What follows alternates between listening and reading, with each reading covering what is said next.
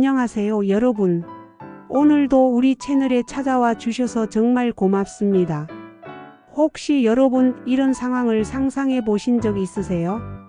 평생 고생만 하셨던 어머니가 세상을 떠나시면서 자식들에게 남긴 마지막 선물. 그런데 그 봉투를 열어본 순간 가족 모두가 충격에 빠져 아무 말도 할 수 없게 되었다면, 그리고 그 다음엔 온 가족이 한꺼번에 오열하기 시작했다면요. 도대체 그 봉투 안에 뭐가 들어있었을까요? 큰 돈? 비밀스러운 재산? 아니면 전혀 예상치 못한 무언가였을까요? 오늘 들려드릴 이야기는 실화입니다. 한 분이 저에게 보내주신 사연인데요. 들으시다 보면 아마 많은 분들이 눈물을 흘리실 거예요. 저도 이 사연을 처음 받았을 때 한참 동안 말을 잇지 못했거든요. 그럼 지금부터 시작해 보겠습니다. 70대 어머니와 세 남매 이야기. 정말 잊을 수 없는 이야기입니다. 이야기의 주인공은 올해 73세가 되셨을 한 어머니입니다. 이 어머니에게는 세 자녀가 있었어요. 아들 둘, 딸 하나. 그런데 이 어머니의 인생은 정말 한마디로 고생의 연속이었습니다. 남편을 일찍 여의고 홀로 세 아이를 키워야 했거든요. 그때가 1980년대 말이었는데 요즘처럼 혼자서 아이들 키우는 게 쉬운 시대가 아니었잖아요. 특히 여성 혼자서는 더더욱 힘들었을 테고요. 그래서 이 어머니가 선택한 일이 바로 시장에서 분식집을 운영하는 것이었습니다. 새벽 4시 아직 동네가 잠들어 있을 때부터 일어나서 국물을 우리고 떡을 썰고 어묵을 준비하셨어요. 여러분, 새벽 4시가 어떤 시간인지 아시죠? 겨울엔 아직 깜깜하고 차가운 새벽. 공기 속에서 혼자 무거운 솥을 들고 음식을 준비하는 거예요. 손은 늘 화상 자국과 굳은 살로 거칠어져 있었고 허리는 항상 아파서 밤에 잠들기 힘들 정도였대요. 하지만 이 어머니는 한 번도 힘들다는 소리를 하지 않으셨어요. 왜냐하면 자식들을 위해서라면 뭐든지 할 수 있다고 생각하셨거든요. 그렇게 20년이 넘는 시간 동안 매일같이 시장에 나가서 떡볶이 한 그릇, 순대 한 접시를 팔면서 아이들을 키우셨습니다. 아이들이 학교에서 돌아오면 항상 따뜻한 밥상이 기다리고 있었고 뭔가 필요한 게 있으면 어떻게든 해결해 주셨어요. 첫째 아들이 대학에 갈 때도, 둘째 아들이 결혼할 때도, 막내딸이 직장을 구할 때도 어머니는 항상 든든한 버팀목이 되어 주셨습니다. 그런데 정작 자식들은 어땠을까요? 아무래도 다들 성인이 되고 각자의 삶이 바쁘다 보니까 어머니께 자주 안부를 묻지 못했어요. 첫째는 회사에서 중간 관리자로 승진한 뒤로 야근이 잦아졌고, 둘째는 자영업을 하느라 정말 눈, 코, 뜰 새가 없었거든요. 막내딸도 결혼하고 육아에 바빠서 어머니와 연락하는 게 한 달에 한두 번 정도였어요.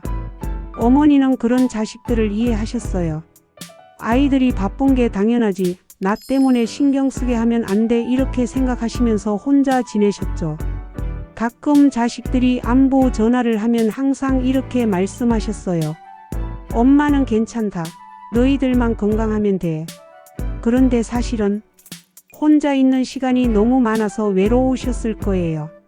특히 몸이 아플 때는 더 그러셨을 텐데 자식들에게 걱정 끼치기 싫어서 아픈 티도 내지 않으셨어요. 병원에 가야 할 정도로 아파도 괜찮다. 감기일 뿐이야 하면서 넘어가셨죠. 그런데 어느 날부터인가 어머니의 목소리가 평소보다 힘없어 보이기 시작했어요. 전화를 받으실 때도 조금 늦게 받으시고 말씀하시는 속도도 느려진 것 같고, 하지만 자식들은 그런 변화를 크게 눈치채지 못했어요. 다들 자기 일에 바빴으니까요. 그러던 어느 날이었습니다. 어느 화요일 오후 첫째 아들이 회사에서 일하고 있는데 갑자기 전화가 왔어요. 어머니의 이웃 아주머니였죠. 얘야, 너희 어머니가 갑자기 쓰러져서 지금 119가 가져가고 있어. 빨리 병원으로 와. 순간 정신이 번쩍 들었어요. 급하게 회사를 나와서 병원으로 달려갔고 동생들에게도 연락했죠. 병원에 도착했을 때 어머니는 응급실에 계셨어요. 의식은 있으셨지만 평소와는 많이 달라 보이셨어요.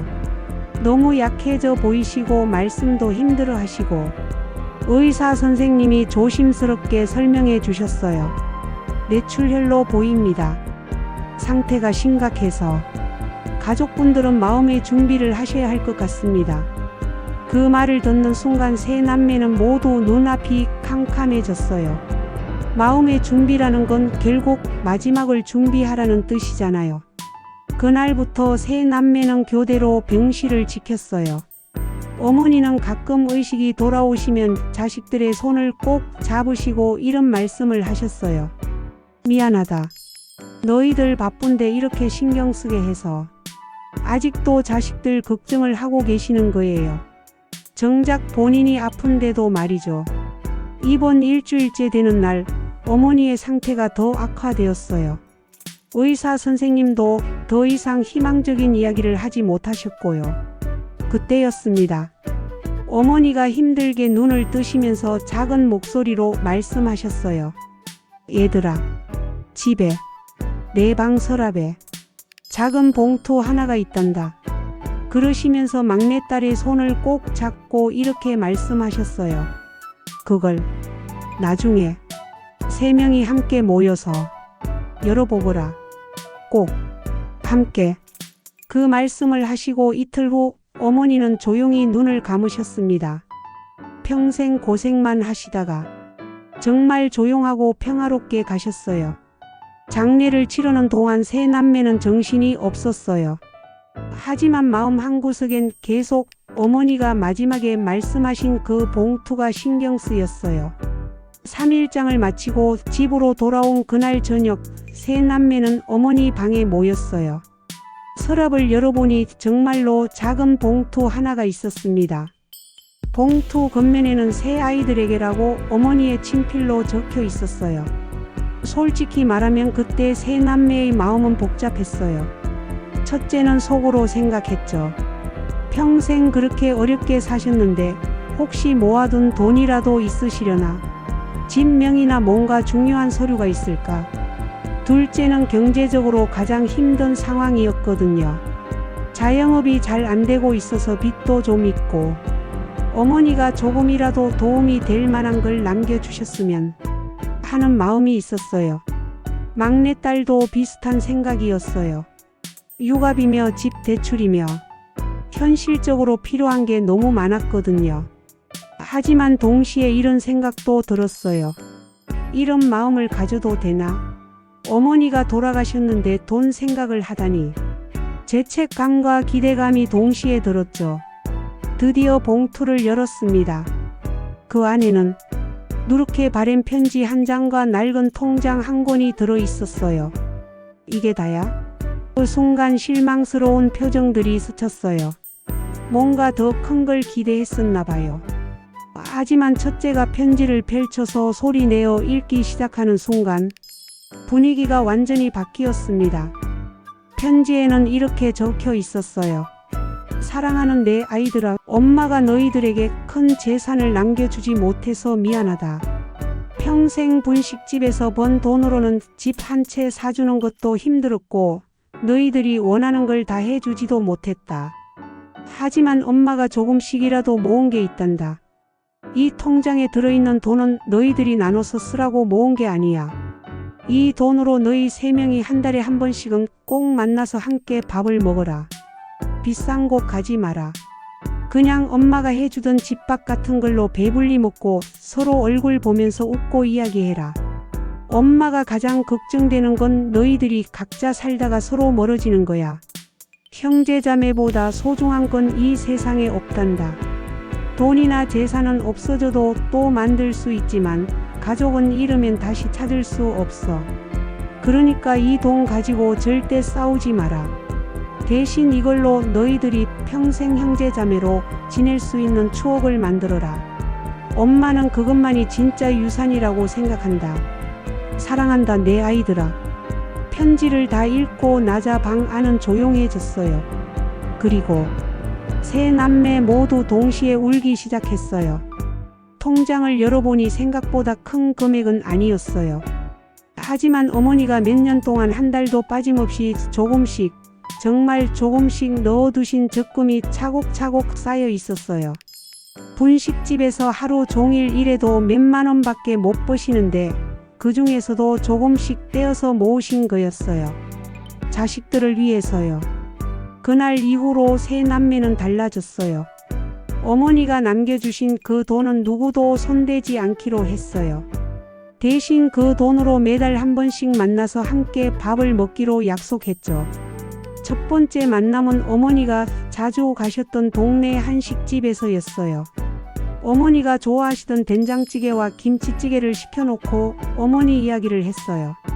어릴 때 추억도 나누고 어머니가 해주신 말씀들도 다시 생각해보고 지금도 그 약속을 지키고 있어요. 어머니가 돌아가신 지 2년이 넘었는데 한 달도 빠뜨리지 않고 만나고 있어요. 그 사연을 보내주신 분이 막내딸이었는데 마지막에 이런 말을 써주셨어요. 어머니가 남겨주신 진짜 유산은 돈이 아니라 우리 형제자매가 평생 함께할 수 있는 이유였어요. 그걸 이제야 알았어요. 여러분 어떠세요? 우리가 부모님으로부터 받는 진짜 유산은 뭘까요? 돈? 집? 아니면 사랑과 가족이라는 끈일까요? 혹시 지금 이 이야기를 듣고 계신 분 중에 오랫동안 연락하지 못한 가족이 있으시다면 오늘 한번 안부 전화라도 드려보세요. 너무 늦기 전에 말이에요. 이 이야기가 여러분에게 작은 깨달음이 되었기를 바라며 오늘 영상은 여기서 마치겠습니다. 구독과 좋아요 그리고 여러분의 소중한 댓글 부탁드릴 겸 다음에도 더 좋은 이야기로 찾아뵙겠습니다. 감사합니다.